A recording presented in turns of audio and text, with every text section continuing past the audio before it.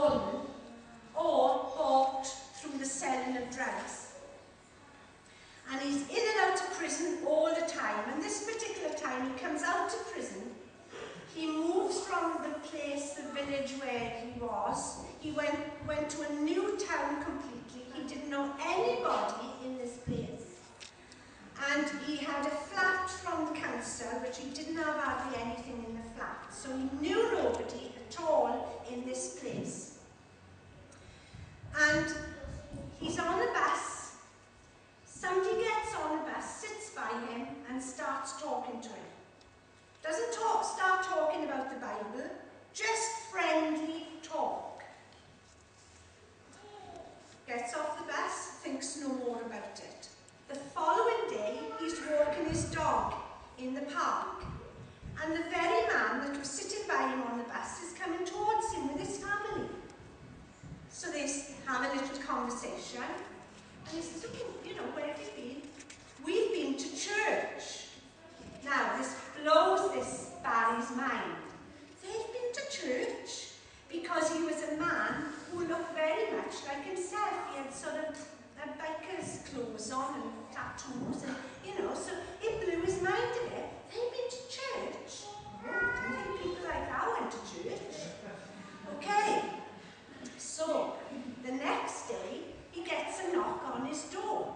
His next door neighbour, an elderly lady. I like the bit about elderly ladies. Lady with elders. Knocks at his door and says, "Would you like this fridge? I've just been delivered a new one, so you can have it." Wow, this blows his mind again. That, you know, anybody could be so kind as this. He wasn't used to this sort of people. She's just going out through the door, and just out of the blue, he says to her, "Do you know, if there's a church around you, somewhere by the park?" "Yes," she says, "I go to that church. I'll come and call for you on Sunday." So she does. Now, through the weeks, he's been seeing a psychiatrist because 9 years previous to this, he had a breakdown. So he's been seeing a psychiatrist, and in this new place where he went, because he'd moved, he'd met this very nice man. He was very, very helpful, and he really took to him, but no more than that. So this lady now, she remembers about picking him up on a Sunday morning. She calls for him, takes him to church. He sits there. Now, he's feeling very, very awkward because he knows nobody. And this lady, you know, he doesn't know her, but he's there sitting by himself. And everybody comes up, "Oh, hello, how are you?" And he's thinking, "How are these people so friendly? Why do they want to be so friendly with me? I don't know them, they don't know me." But the next person to walk in is this John, who he's met in the park. And the very next person to walk in is the psychiatrist. Now these three, this is why I'm telling you this quite lengthy story, but these three insignificant incidents are his stepping stones to his salvation. Because Barry thinks, "Whoa, this is beyond me. God is in this." 3 people that he knew in that town were in that place that morning. I want to tell you the end of the story because it's really remarkable. He's an associate evangelist with J. John. We're going to see J. John in April, aren't we? Well, this Barry Woodward is an associate evangelist with J. John, and he's an ordained minister of the Assemblies of God. Don't ever think that our steps are insignificant. They're all important to God. And this too, they could be very important to somebody else's salvation. This word this morning is not about trying to do our best. We know we're not saved by doing our best. But it's about doing our best for God. We show our love for him by doing our best for him. Now, Jeff and I have been married nearly 44 years.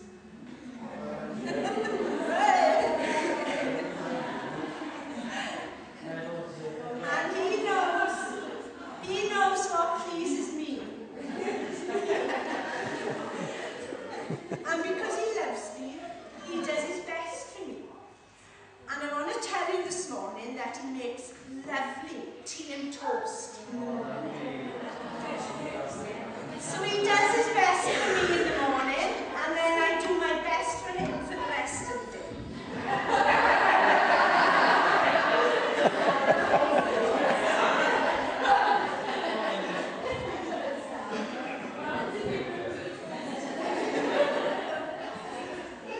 Now, seriously now, we're in God's army.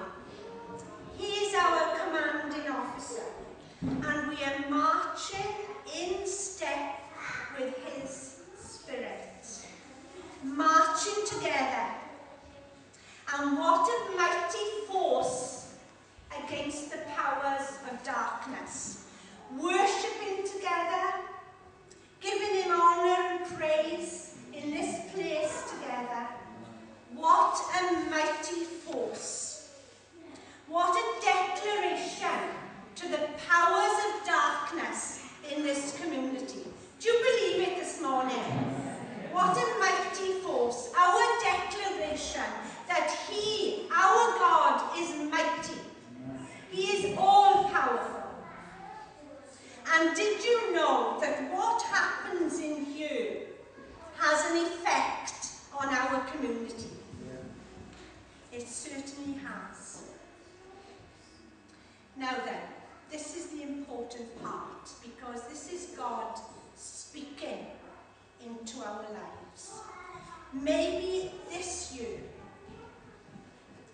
God will call you back, as with Moses, to something, somewhere that you thought you had left behind years ago.